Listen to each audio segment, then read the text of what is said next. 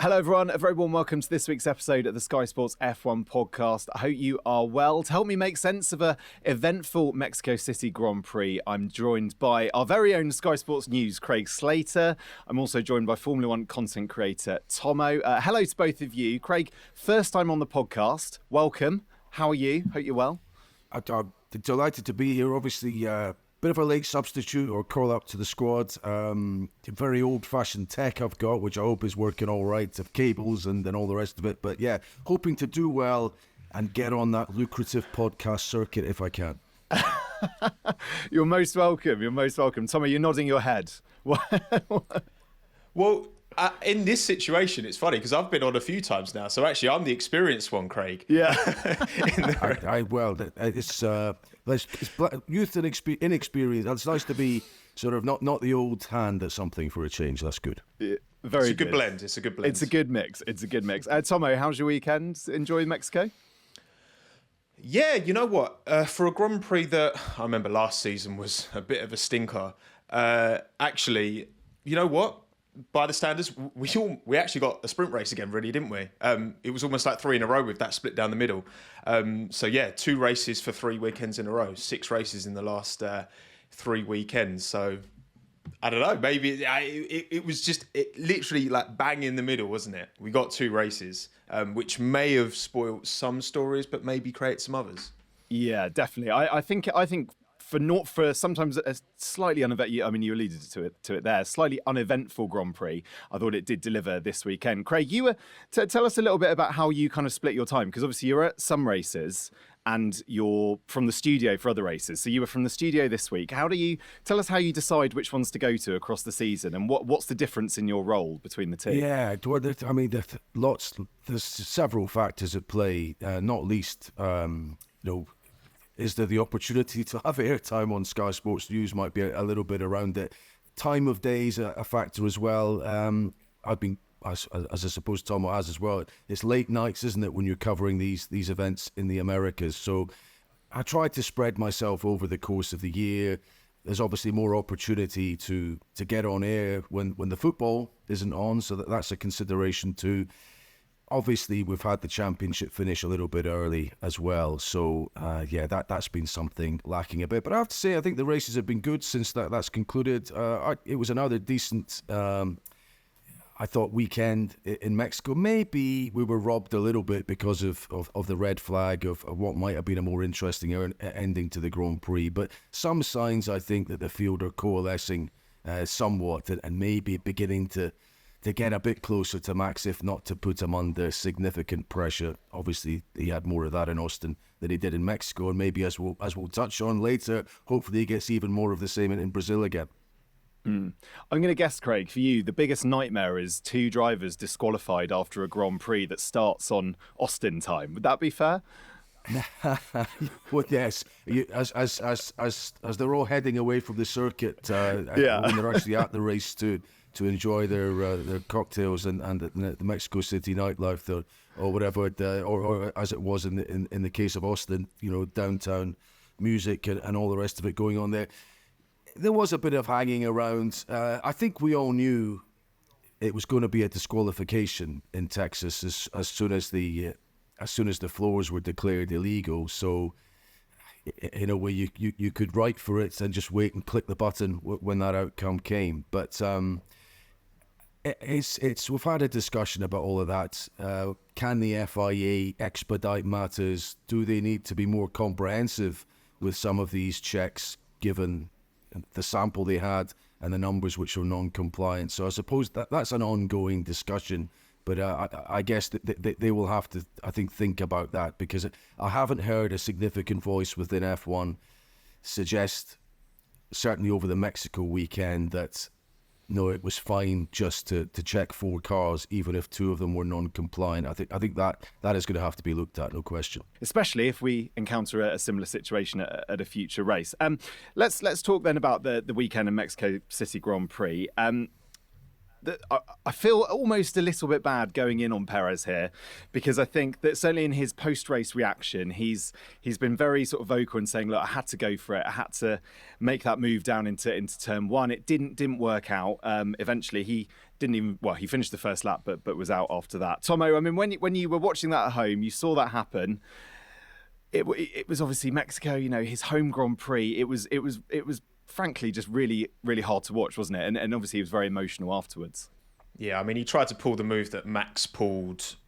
Was it 22 or 21? I can't remember. He was on the outside of the three. 21. Swung it around the outside. Yeah. That was it, yeah. And took the leads. Look, he went for it. It was a move that you can understand the context of. He's in this Red Bull car, this car that can fight for wins. I mean, his long run pace in practice was pretty good. He was, yes, qualified by Ricciardo, but only a 10th and a half off of Max. So this felt like a track that was going to play to his strengths. He smelt that opportunity. He went for it. He misjudged it. I mean, you look at the still, it's very similar. Lewis said it as well in the cool-down room, didn't he? That he kind of did what he did in Qatar and just pulled in that little bit too early. It's a sport of fine margins, and yeah, gutted for him, because, I mean, the support for Checo, I mean, I would love to attend that Grand Prix and just take it in, because, I went to Austria earlier this year, and Max Verstappen has a huge, like, the Orange Army is a very serious thing to behold in real life, right? It's super impressive. But the adoration, the work Checo does in his community as well, the foundation he's got, he's such a role model in Mexico. He's so well received. And when you consider all of that, it's not just a home Grand Prix. It feels like so much more to a driver like Checo. And for it to end on the first corner with all this speculation around his future as well at Red Bull and maybe in the sport, who knows? Tough one to accept that. Yeah, I mean, I get that. I think you're right. I mean, the one thing I would say, it would have been worse had he done it earlier in the season and kind of got himself out of championship contention. Did he have a lot to lose? Well, there's the seat aspect, and that's another aspect. That does what happened there actually materially affect his prospects of continuing in that race car next year? But I suppose in title terms, that had already long gone. He finishes second. He finishes on the podium. You'd have thought he could have done that, as you've said, Tom, given the pace he exhibited, particularly in qualifying. It was the closest he'd been to Verstappen for quite a while, wasn't it? So, in a way, he threw away that good result. And the other aspect to it as well is it's all happened alongside Daniel Ricciardo out-driving the AlphaTauri, getting ahead of him in qualifying and then doing so well in the race as well. So it was a lose-lose situation. But I think the fact that Lewis Hamilton kind of understood the mentality of it in the cool-down room, to me, that showed that maybe, that it wasn't so crazy as it first appeared. The consequences were pretty bad, but you can understand the mentality still. And he has got races left to make up for it, including one in a few days' time. It's just given the red flag, given the whole you can't win a race at turn one, but you can lose a race at turn one, which is exactly what happened. Like given all of that context that played out, there was a chance. Even if he'd come out of that corner, third behind Charles, even. There was a chance. There was a chance in it. And isn't it fascinating that it's the way has he morphed as a driver into a different mentality? I mean, I always admired him greatly and was a particular fan of his because of his ability to leave it late in a Grand Prix. To husband his resources in terms of having tire life at the end of an event, especially one as occasionally chaotic as Mexico can be. It's so uncharacteristic of him to do exactly what he did that you do wonder about his headspace. Has he lost the essential Perez DNA? Is he very much not really thinking or playing to his strengths right now because of the external pressures on him? And that was a glaring example of it. What about them? I mean, we mentioned Hamilton sort of almost coming out in support of Sergio and also referencing what he did in Qatar being of a similar degree of or similar nature. in terms of P2 in the championship, Lewis is now only 20 points behind Sergio. Lewis, it's also worth noting, has thrown away quite a lot of points in recent weeks. So that almost, you would argue, is very much Lewis's place to lose. And he might still obviously take P2 in the championship. But Tommo, what do you make of that battle for second in the championship? Lewis has obviously said, hasn't he, that it's all about the constructors. But I mean, that would be a massive blow, wouldn't it, to Sergio in the by some considerable margin, the fastest car not finishing P2. I think, Red Bull have never had a 1-2 in the Drivers' Championship. Even in the Vettel-Webber days, you'd always get Fernando sneaking in there in his Ferrari. And this season, the way it looks bad for me is that, again, you look at Vettel-Webber, there was a clear second quickest car and quickest driver in Alonso, typically anyway. He'd consistently get on the podium. This year, you've had the Aston be second quickest car, you've had the Ferrari at times, you've had the Mercedes at times. And for Checo to not get P2, it's a big kick in the teeth for Red Bull, considering it, how we've talked all year about how dominant this car is in the hands of Max in particular, but Checo's got the same car and he's a very talented, capable driver. We've seen this for many a year, 7 years of, overperforming in that Racing Point Force India. In this context, that's where it's really tough, I think, from a Red Bull point of view. I mean, from Lewis's point of view, it's going to be a little bit of extra motivation that they are going in the right direction. And Lewis is showing that, he's in a car that he's really struggling with and not happy with. He's still able to drag out these performances. But without that disqualification, they would be level on points. Just saying. Yeah, I think you spot it. It's interesting, isn't it? I think it has become more of a thing this year, the 1-2, because they probably did they not have the opportunity last year to slightly prefer Perez's strategy, wasn't it, in the last race to maybe get him that second spot and didn't do it last year. I'm talking about, but this year it has been something. And if they wanted an excuse, if they are indeed lining up Ricciardo, or if they're coming round to a way of thinking that Ricciardo is their preferred option in the car, it gives them the ammunition, doesn't it, to present it as a kind of a reasonable action to take if he doesn't get that second spot. And you're spot on. It's not as if there has been a strong second force in F1 this year. There's been various different cars at various points lead the assault on trying to get close to Red Bull, which would make it, I think you have to say, in terms of Lewis Hamilton, and maybe we'll get on to talking about him a bit later, a very significant achievement indeed if he could come second. I always think of Jack Nicklaus in golf, who won the most majors with 18, but he also had the most second places as well. And I for Lewis to get, what would it be, his fourth second place in F1 alongside 7 championships.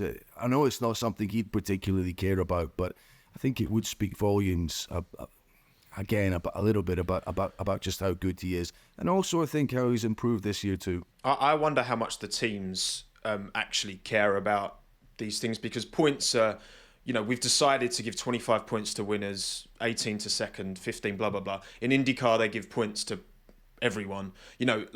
That can dictate whether, I mean, again, Sergio was only 3 points short of Charles last season. So, it's points are a good kind of base look at things, but they do not tell anywhere near the full story. And the teams they need to be making decisions based on the full story, not just on points. So I will say that as well. Craig, put some meat on the bone in terms of the what Mercedes would get from finishing second in the championship, in terms of the financial gain, but also in terms of the wind tunnel time. I guess they're going to get less wind tunnel time, of course, but more financial gain, right?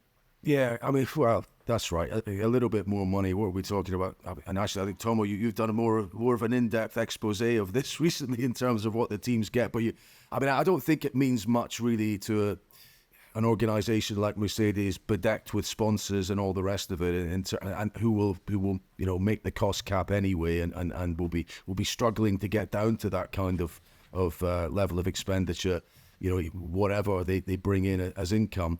I think from Mercedes' perspective, it would be, you're better finishing second than third.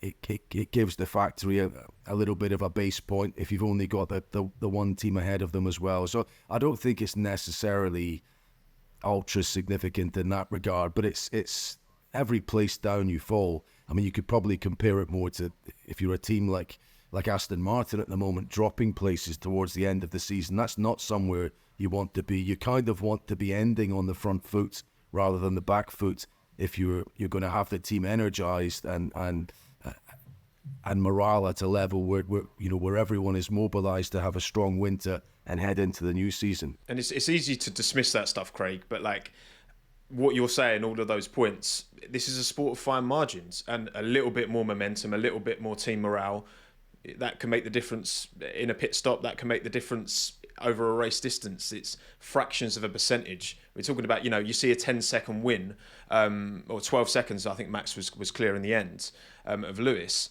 But over the course of a 71-lap race around, that's a fraction of a percent, but that's the difference. Wasn't it fascinating, Lewis, at the end of the race, what he had to say? I mean, I wrote down the comments. Kind of, it wasn't something that anyone was necessarily probing for either, but the little window into where he thought the Mercedes were with regard to Red Bull and looking ahead to next season. He said, he said he did believe absolutely that they could build a winning car again. And then he said there are a lot of engineers, nobody wants to copy anybody, they want to find their own way, but I think we are progressing. But I've heard that Red Bull are progressing as well, so we have to be really, really strategic and really clinical.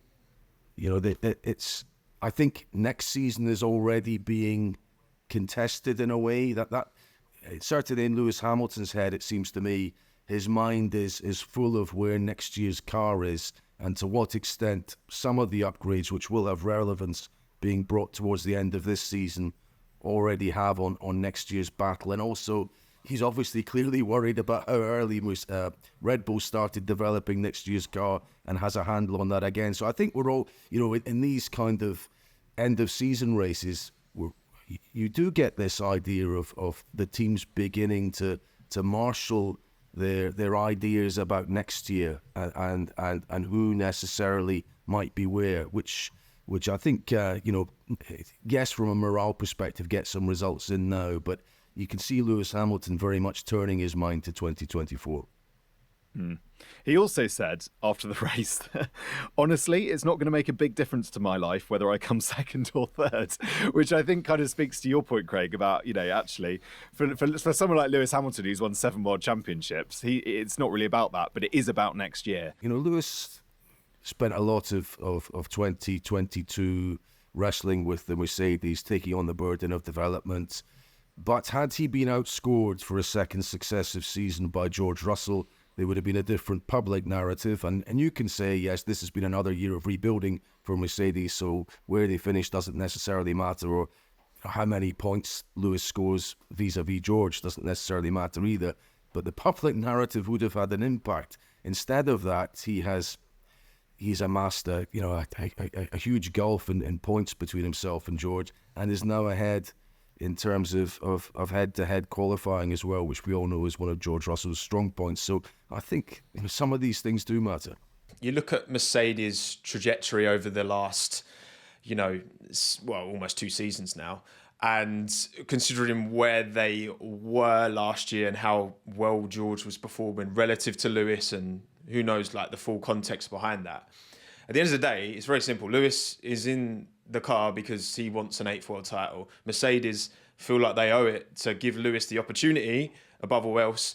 And actually, this gap growing between George and Lewis, I think, is actually kind of a good thing, because it's maybe saving Mercedes a bit of a headache if Lewis can really show his star quality, which he's not really been able to show in this car, and put himself and almost make George a default number 2. That's essentially what Toto will want. If you want a title fight in 24, you can't have them tripping over each other like Lewis and Fernando did in 2007, and then Kimi Räikkönen comes through and, I'll take that.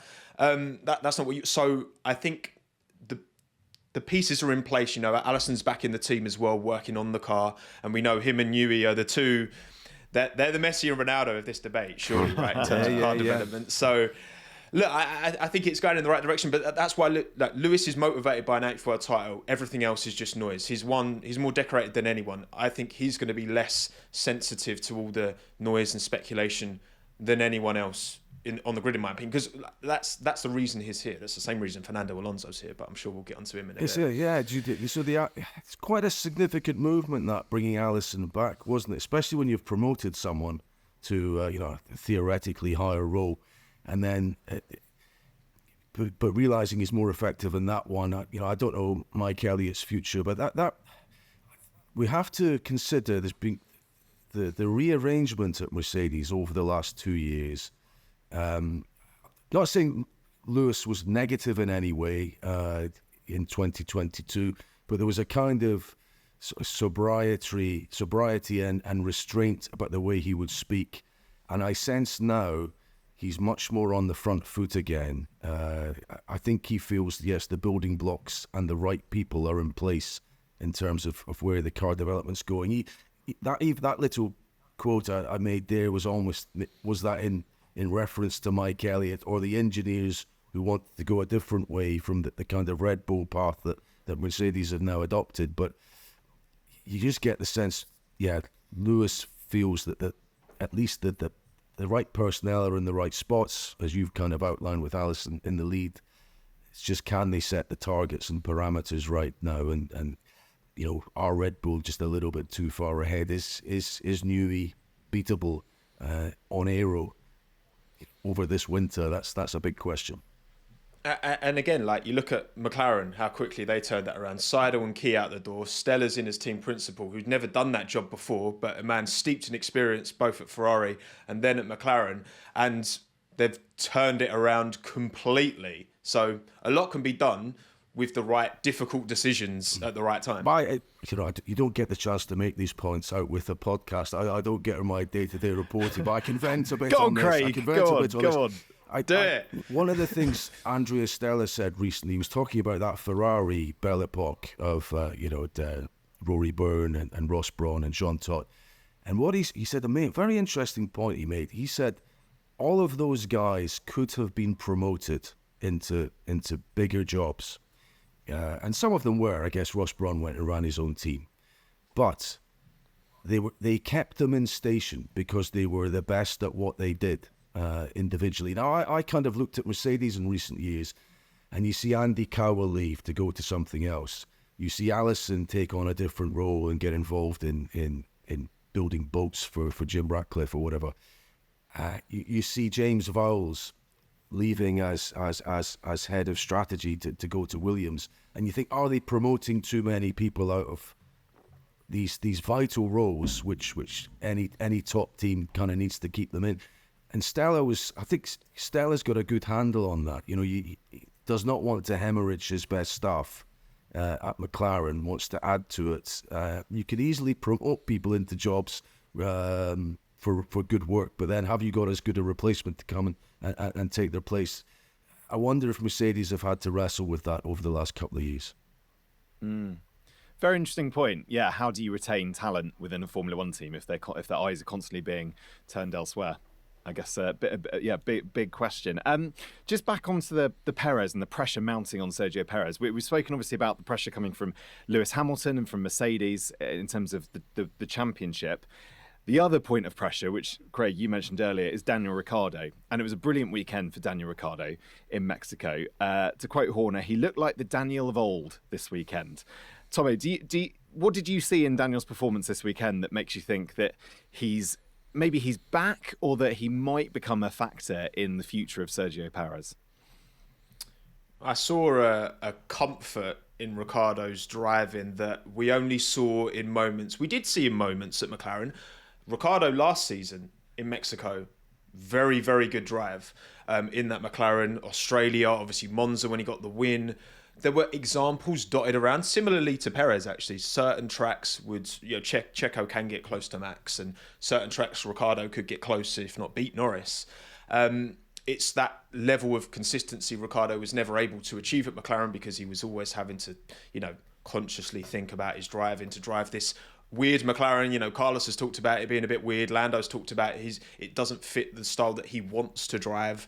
You know, Oscar's probably adapted in part because he is very green, he's new, Ricciardo and Perez have very learnt styles, I imagine, right, that they've cultivated over time. Again, Checo was at the same team for 7 years, so they knew how to set up a car that he could drive quickly.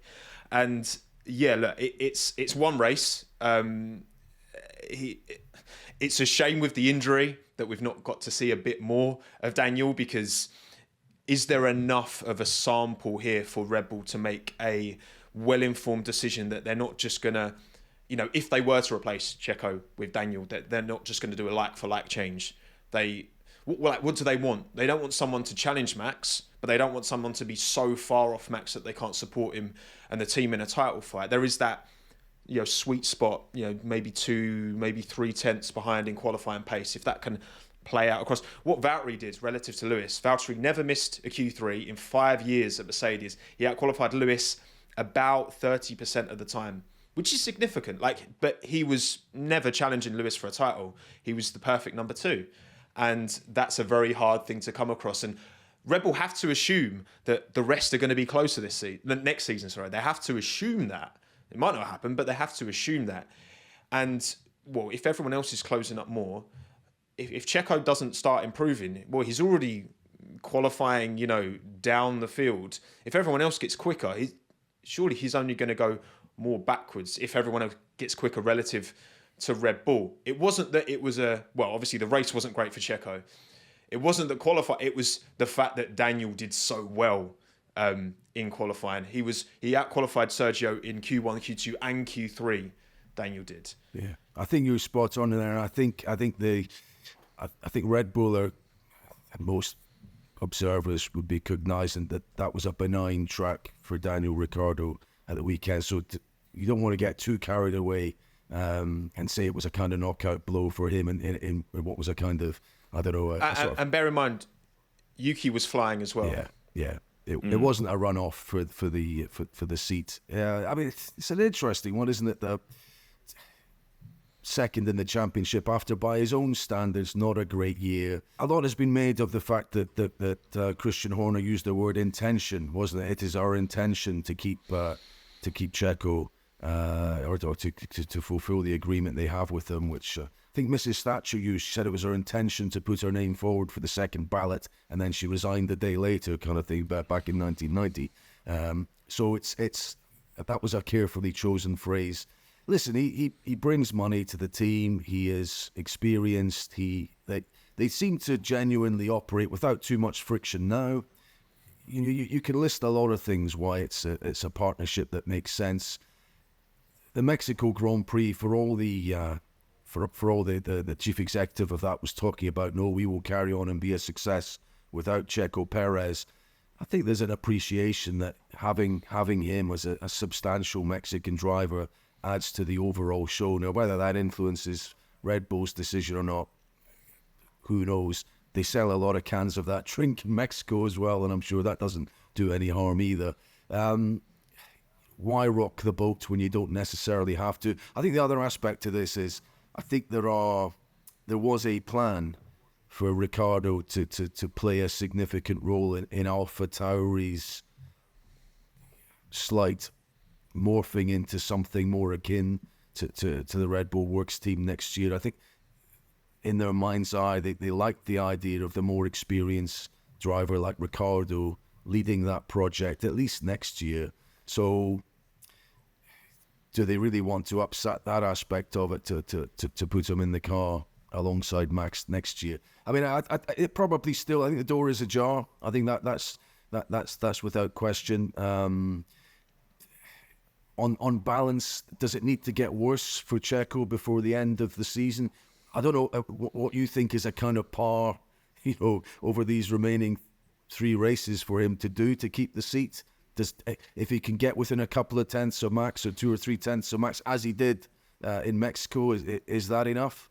Well, I was going to say as well, the point from this weekend that I guess really kicked off this whole conversation was Saturday in qualifying, by being out qualified by your sister team.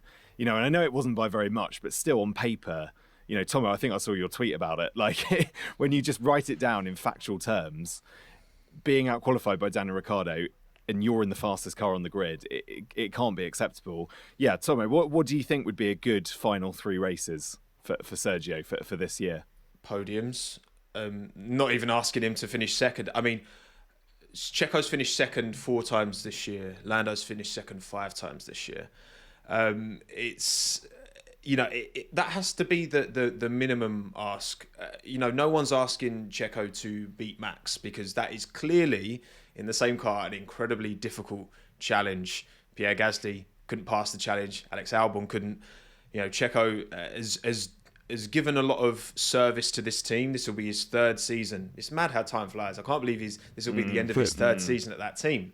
But yeah, it has to be podiums. And qualifying does seem to be the bigger issue, but at least put yourself in the top 5, get to Q3. It's been far too often that's not been the case. Interlagos, is that a track that would work? Vegas is obviously a lot of unknowns, and then Abu Dhabi. I mean, that probably plays a bit more to his strengths. A lot of 90-degree corners at Abu Dhabi that he seems to thrive at. It's got to be podiums, given this car. It's got to be podiums. Well, don't forget as well, Vegas is a street track. We know that Sergio loves a street track. No one's going to know Vegas, so you never know. That would be quite a story, wouldn't it? If he maybe he wins in Vegas. I was just going to say, because it's street tracks because of the nature of the types of corners you get at street tracks, which are typically 90 degrees. That's why he excels at street tracks. It's not because it's in a city and it's like, skyscrapers. Yeah, go on. Go for dinner tonight, yeah. Can we get rid of the elephant in the room, which is Fernando Alonso potentially going to Red Bull next year to partner Max Verstappen? My understanding is that is a non-starter. That is not going to happen. As much as they admire Alonso at Red Bull and what he can do, he is not above Ricciardo, as far as I understand it, as an option to drive for that team next year. So, and this is not coming officially from the team or anything like that. But that is, it's been out there on the internet, but that is not going to happen, as I understand it.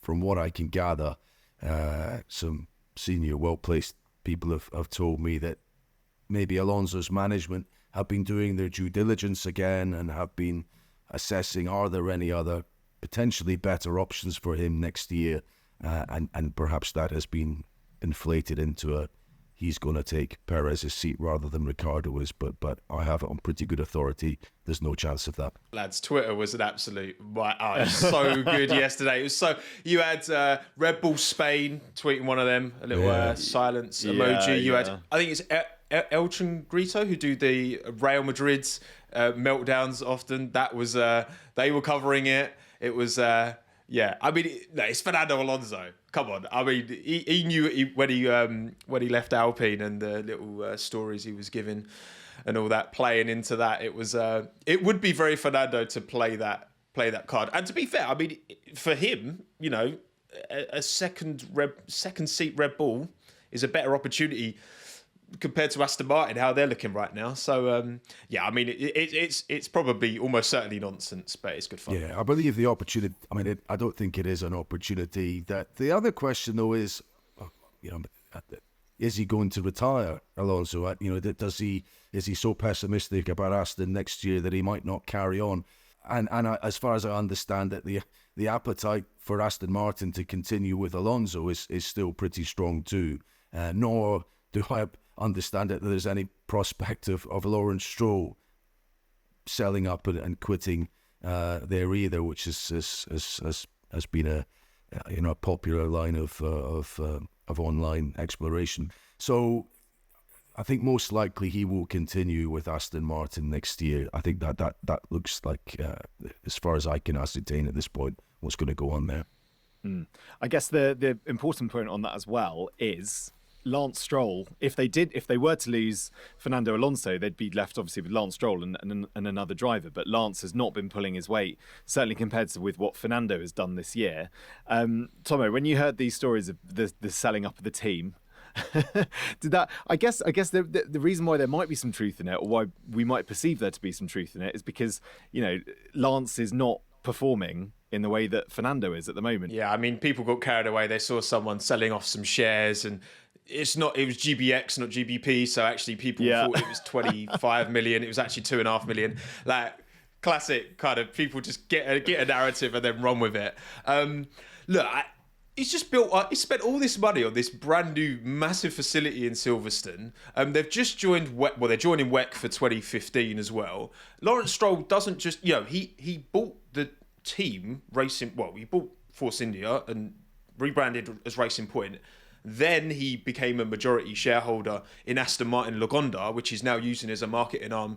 He's using F1 as a marketing arm, which Mercedes did to great effect to promote their road cars. Like, Lawrence isn't going to sell just because Lance has been struggling a bit. And look, maybe in the future there is a way for Lance Stroll to, if things don't improve, because he's still young, but he's been in the sport for a very long time, since 2017. Maybe there is a painless way of kind of giving Lance an opportunity to try something else in World Endurance. We saw, Antonio Giovinazzi's gone over there and won with Ferrari. He's had a Ferrari livery dedicated to him, which is pretty crazy to think about. You've had Christian Eriksen Marcus Ericsson go over to, that's my football brain, Marcus Ericsson go over to IndyCar and win the Indy 500 almost on multiple occasions. You've had Brendan Hartley do well in World Endurance. You've had Kobayashi, like numerous F1 drivers who never really reached their potential have had opportunities elsewhere. But this is a much bigger play than just supporting his son now. Lawrence is very invested at a very top level in the massive automotive name that he's trying to rebuild and bring back up. Because Aston Martin almost kind of, you look at their share prices and it really plummeted, and it's still got a way to go to get back to its height. So yeah, I think it's a lot of gas at the moment. It's interesting though. I'm fascinated by one or two well-placed insiders have told me that maybe some ownership within Formula One have looked at the value of their teams increased and have to ask the question: has the sport peaked? Might this be a not bad time to kind of sell out? If you're talking about Williams being sold for about 140 million and now being worth thereabouts towards maybe even £1 billion, not never mind dollars nowadays. It's interesting that Andretti have tried to get in, maybe would be put off by the price tag of buying a team. How are they good value to buy right now, an F1 team? Why are the big sovereign wealth funds, and I suppose people are talking about Aramco buying Aston Martin, aren't they, from Lawrence Stroll and paying top dollar for that? Are they not looking at the F1 teams rather than, the likes of Manchester United at the moment? Or do you sense there is still some way to go to increase team value? I think it would be a bit short-sighted to assume that this is the peak, right? Yes, it's been one of the more, we're going into most race weekends and it's a given who's going to be competitive at the front and who's probably going to win. And that's how F1 has been through significant portions of its history, right? And almost I would also argue sometimes you need these periods of, if you're getting it good all the time, if every season's as incredibly entertaining as 2021, well, no, you kind of don't.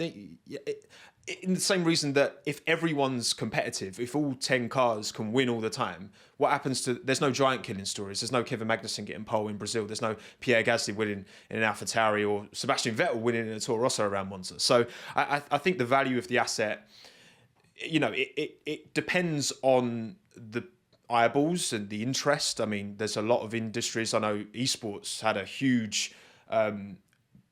boom during lockdown in terms of investor money rolling in. And now loads of big esports organizations, they've realized, actually, there's not the audience. And all of a sudden, those assets are plummeting. I think this sport, ultimately, yes, this domination has perhaps stifled its growth somewhat, but that's sport sometimes. And the nature of Formula One, when Formula One's being dominated, we have 22 races this year. 22 events, 22 opportunities to be entertained. Unlike, football, Premier League has 800 odd games a season. NBA has over 1,000 games per regular season. That's where the value of the asset, you can look at it and be like, F1's struggling now, maybe we should cash out. I think hold your stock. Yeah. I think it's still going to go up. I only say it because if you're Dorilton or your Toto Wolff or your Lawrence Stroll who bought it via liquidation, yes, he paid off a lot of the creditors, but you've maybe paid a couple of $100 million or I think Toto paid, what did he pay, 50 million euros for his stake. It's now worth 3 billion or whatever. Does that have its own kind of, I suppose, incentive to sell when you've in a few years you've made such a big gain? Which is why I question, it must be quite tempting for some of these owners to maybe think about, offloading it in the present climate, which is certainly benign compared to where it was a few years ago. Astronomical figures as well when we're thinking about it, and from a purely business point of view, maybe there is a strong business case to be doing that. Final thing I want to sort of talk about really, and move it on to Brazil. Obviously, we're at the end of a triple header this week, and yeah, we've got Brazil again, Interlagos. We've got another sprint weekend. This is now going to be the 6th of 6 sprint weekends. Tommo, I'll start with you.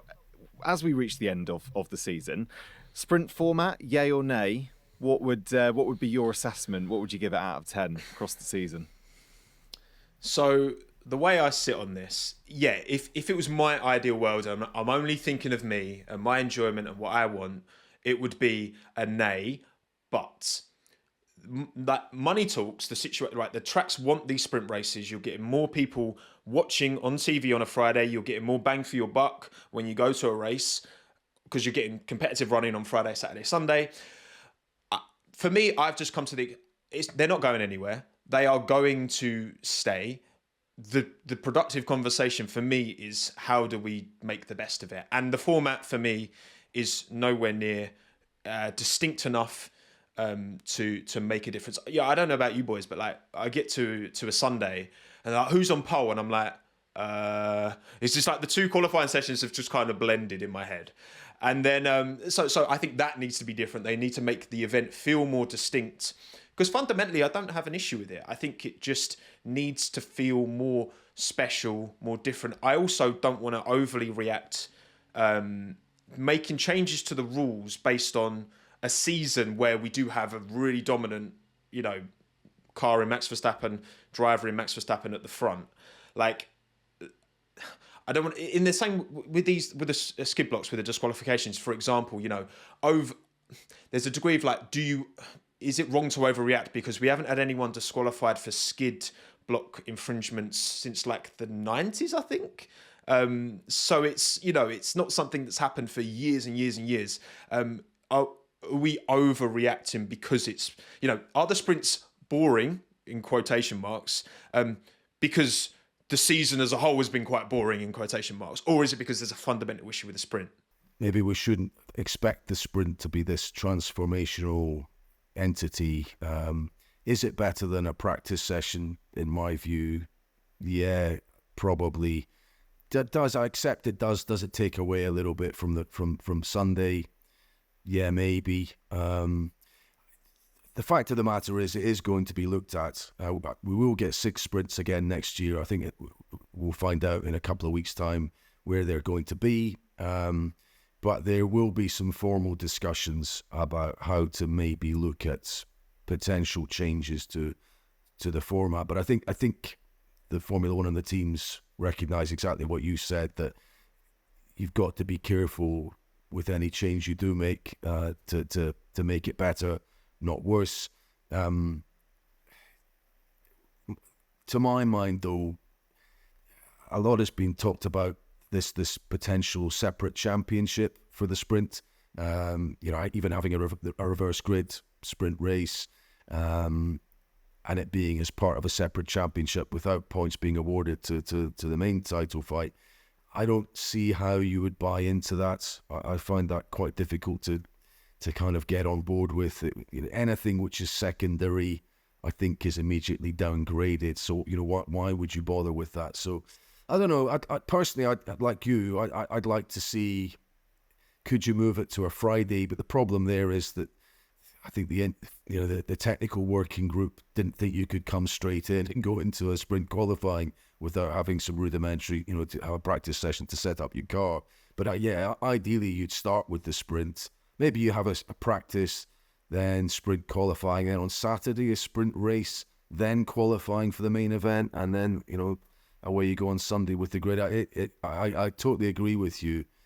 The second qualifying after the sprint qualifying is kind of feels weird.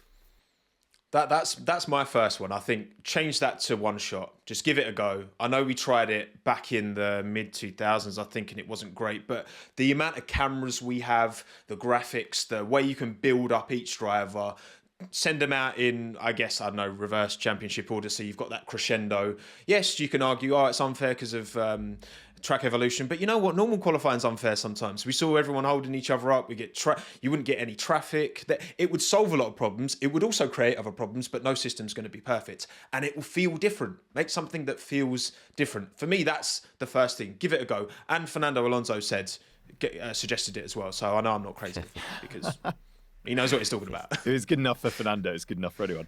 Exactly. Yeah, I also agree with you, Craig. I think if you could build in a Friday afternoon qualifying session for the sprint, and then Saturday morning is the sprint. Saturday afternoon then becomes qualifying for the race on Sunday, and then you've got the race on Sunday. It then does feel like a better build throughout a weekend.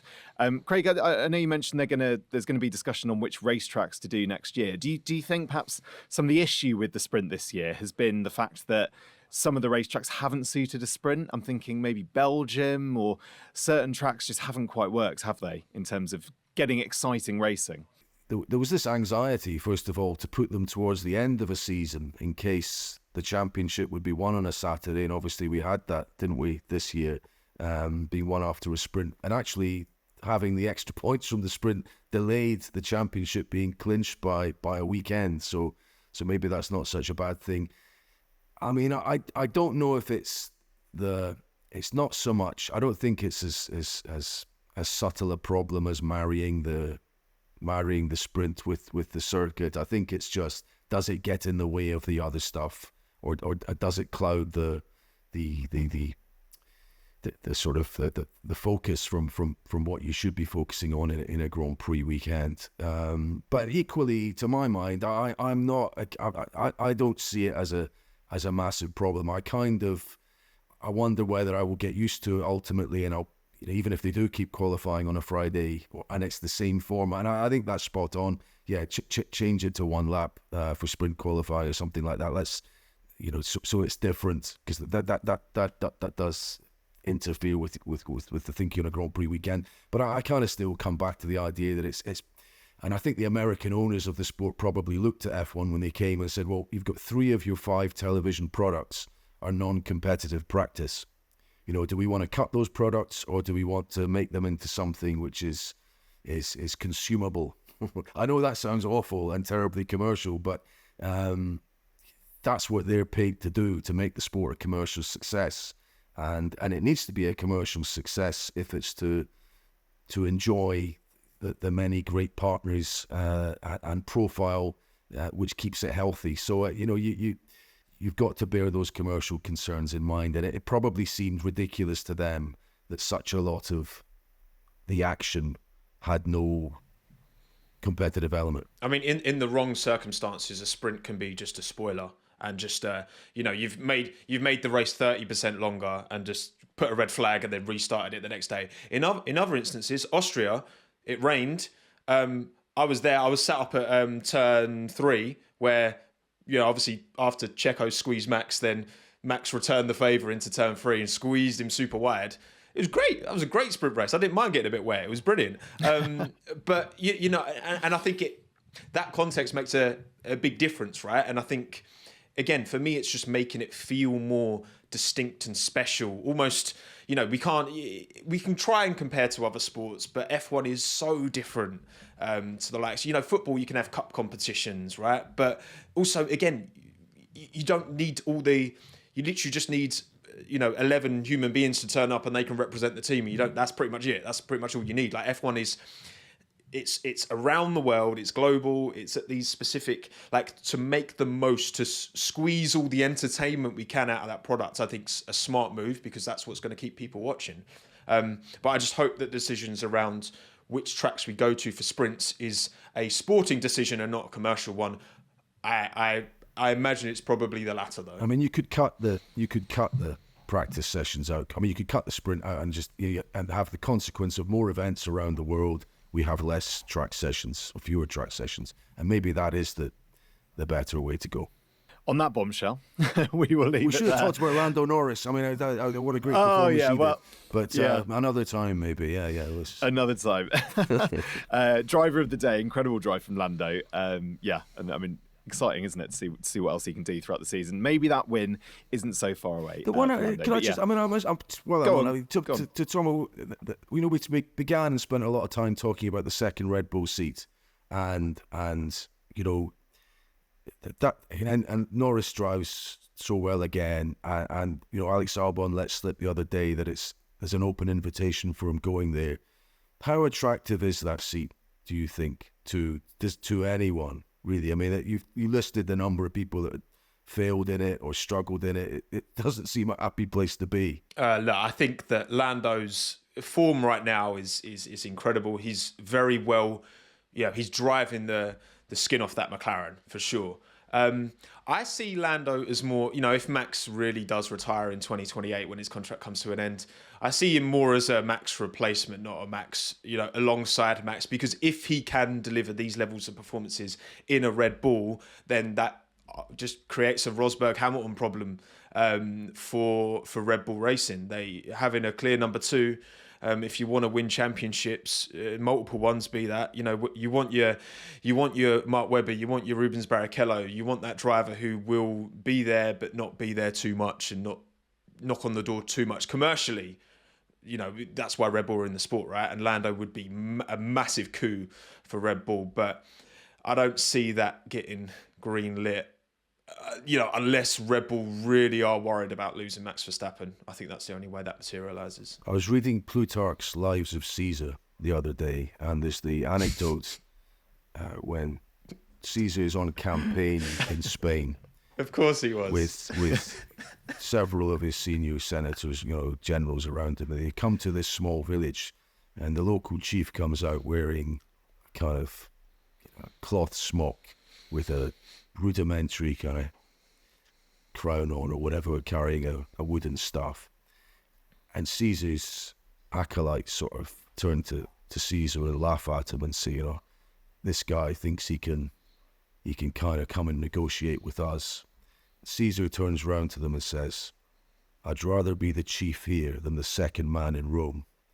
And I kind of think that's a little bit like that Red Bull seat. It's yes, it seems great, but you're always a little bit under someone else's thumb, which is. And look, Lando scored 12 points in the first 8 races. He's now just 14 points off of P4. That McLaren turnaround has got to give him some belief in it. Yeah, totally. Yeah.